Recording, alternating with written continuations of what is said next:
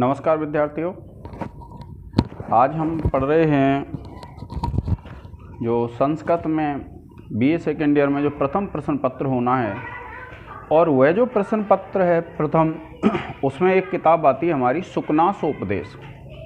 तो सुकनासोपदेश में विद्यार्थियों छोटे प्रश्न आते हैं, और जो छोटे प्रश्न आते हैं उन छोटे प्रश्नों में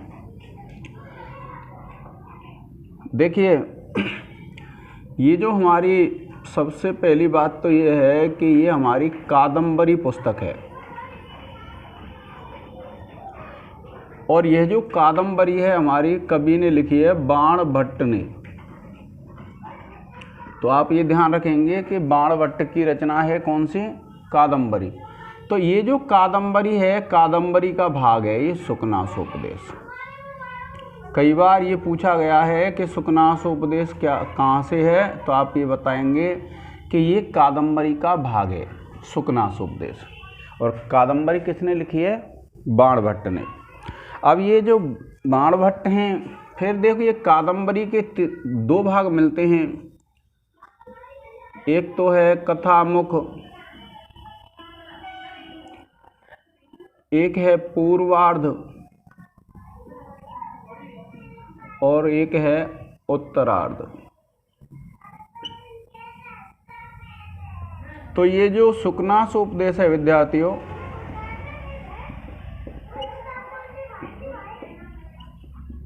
यह पूर्वार्ध भाग में मिलता है।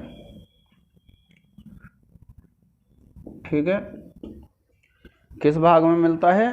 पूर्वार्ध भाग में मिलता है। इसके बाद जो ध्यान रखने की बात है कि एक राजा हैं उज्जैनी के। उज्जैनी के राजा का नाम है तारापीड़। ठीक है, और इस राजा की एक पत्नी है जिसका नाम है विलासवती, और इन दोनों से एक पुत्र पैदा होता है विद्यार्थियों, चंद्रापीड़। आप ध्यान रखेंगे, पूछ लेता है चंद्रापीड़ किसका पुत्र था, तो आपको ये जवाब देना है कि चंद्रापीड़ तारापीड़ का पुत्र था, उज्जैनी के राजा थे। इसके बाद इनका एक मंत्री है, राजा तारापीड़ का जो मंत्री है उसका नाम है सुकनास। और इस सुकनास का भी एक पुत्र है जिसका नाम है वैशंपायन।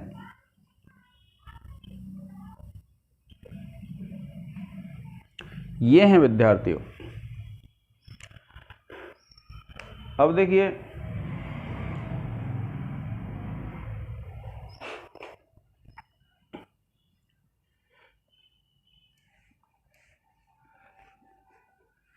जैसे आपसे पूछ लिया जाए कि सुकनासोपदेश का लेखक कौन है, तो आप क्या बताएंगे? बाणभट्ट। आपसे पूछ लिया जाता है सुकनासोपदेश में उपदेश किसने दिया, तो सुकनास ने।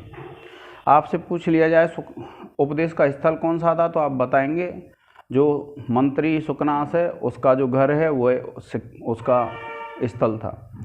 इसके बाद आपसे पूछा जा सकता है कि श्रोता कौन था, उपदेश सुने किसने, तो आप ध्यान रखेंगे जो चंद्रापीड़ है, चंद्रापीड़ ने उपदेशों को सुना था, क्योंकि उसने जो उपदेश दिए किसने? सुकनास ने किसको दिए? चंद्रापीड़ को। अब उसके बाद देखिए,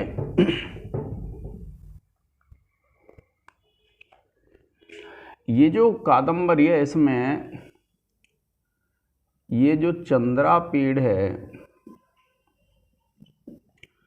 और एक जो वैशंपायन है तथा कादंबरी और इधर महाश्वेता, इनकी प्रेम कहानी वर्णित है विद्यार्थियों। आपसे पूछ लिया जाए कादंबरी क्या है, तो आपको ध्यान रखना है कादंबरी, अगर हम काव्य के भेदों में देखते हैं तो कादंबरी क्या है? एक कथा ग्रंथ है। क्या है ये? एक कथा ग्रंथ है विद्यार्थी। आपको ध्यान रखना है कि ये कादम्बरी एक कथा ग्रंथ है।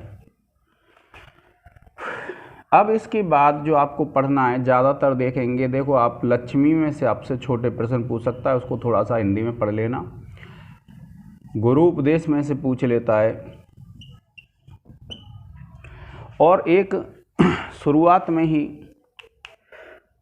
मैंने आपको पहले बताया भी था, अनर्थ की परंपरा बताई है।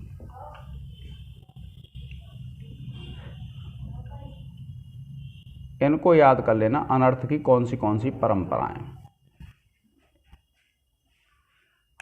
आपको इसे विशेष रूप से पढ़ लेना विद्यार्थियों, क्योंकि ये ऐसे हैं महत्वपूर्ण प्रश्न हैं, और इनमें से आ जाते हैं। लक्ष्मी का पैराग्राफ है वो पढ़ लेना। अब आपको ध्यान रखना है कि दूसरा जो पेपर है, सॉरी, इसमें जो बा भाग आता है सुकनासोपदेश में से, उस बा भाग में क्या करना है आपको,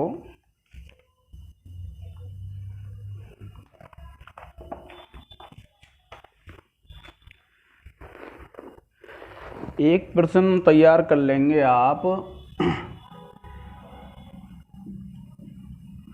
सुकनासोपदेश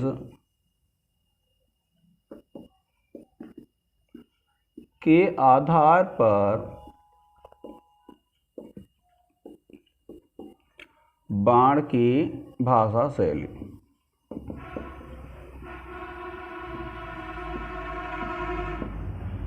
दूसरा प्रश्न तैयार कर लेंगे विद्यार्थियों,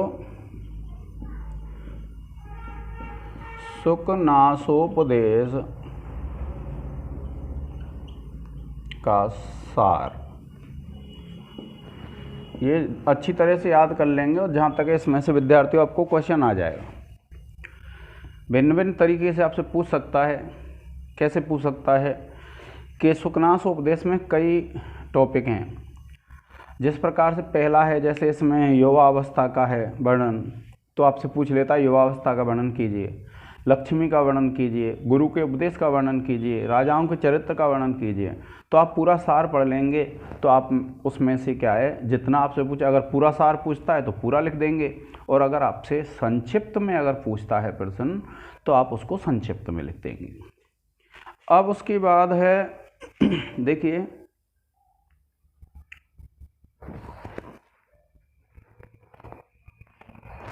एक प्रश्न आता है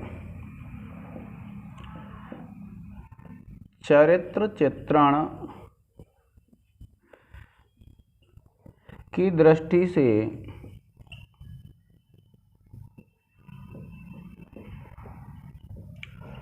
सुकनासोपदेश का वर्णन करो।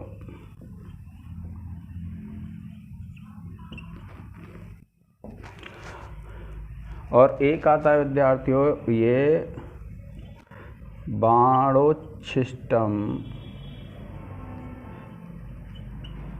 जगत सर्वम,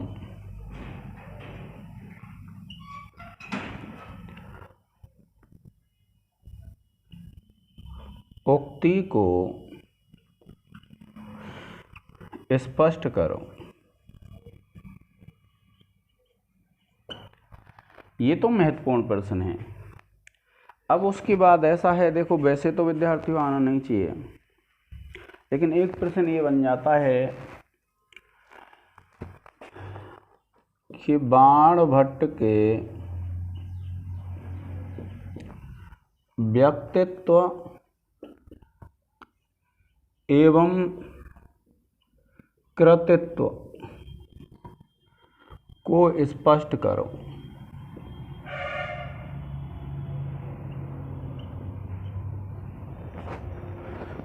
ये प्रश्न महत्वपूर्ण है विद्यार्थियों, जो ज़्यादा महत्वपूर्ण है। सुकनासोपदेश का सार पढ़ लेना, बाकी जो जितने महत्वपूर्ण प्रश्न बनते हैं वो मैंने आपको इस पर लिखा दिए हैं, तो आपको बिल्कुल भी परेशान नहीं होना, इनमें से आ जाएगा, कोई भी प्रश्न बाहर नहीं जाने का है। और जो छोटे प्रश्न हैं वो भी मैंने आपको बता दिए हैं।